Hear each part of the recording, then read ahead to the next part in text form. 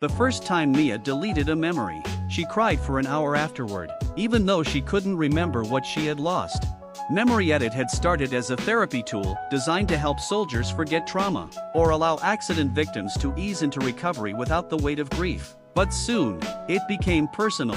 Forget your ex. Remove your most embarrassing moment.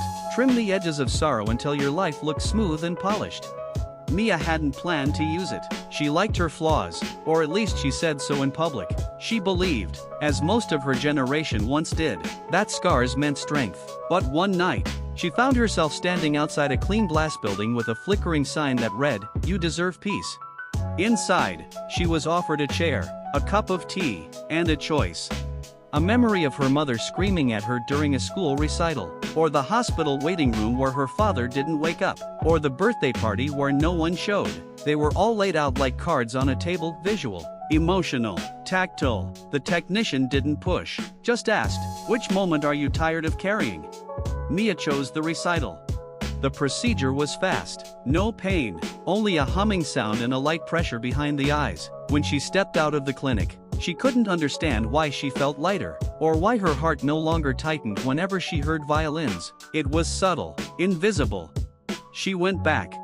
Next, she removed the breakup, then the bullying in 9th grade, the friend who betrayed her, a mistake at work that had haunted her for years. Each deletion made her laugh a little easier, sleep a little longer, smile a little wider.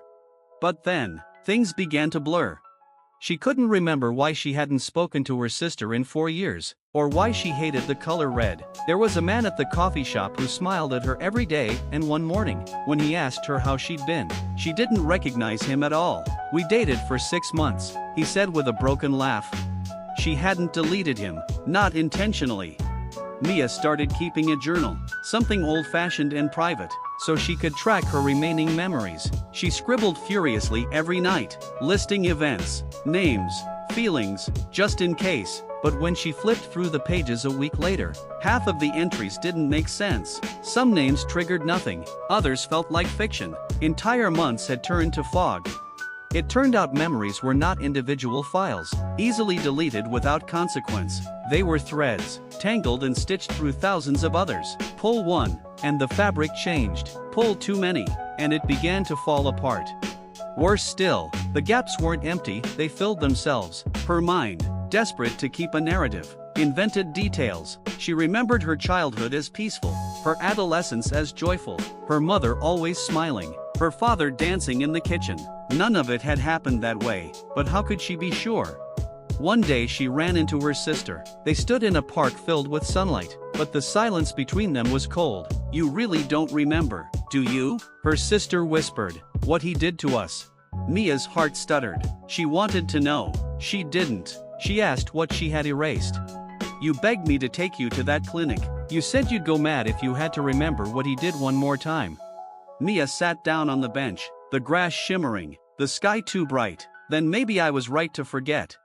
Her sister nodded slowly, eyes full of something more complicated than forgiveness. "Maybe, but I remembered, and I carried it for both of us."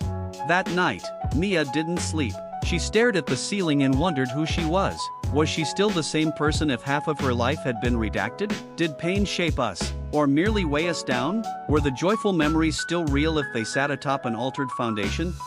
A week later, she returned to the clinic.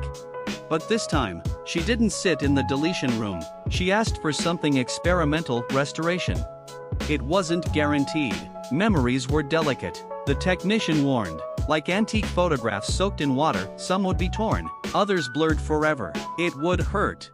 She said yes anyway.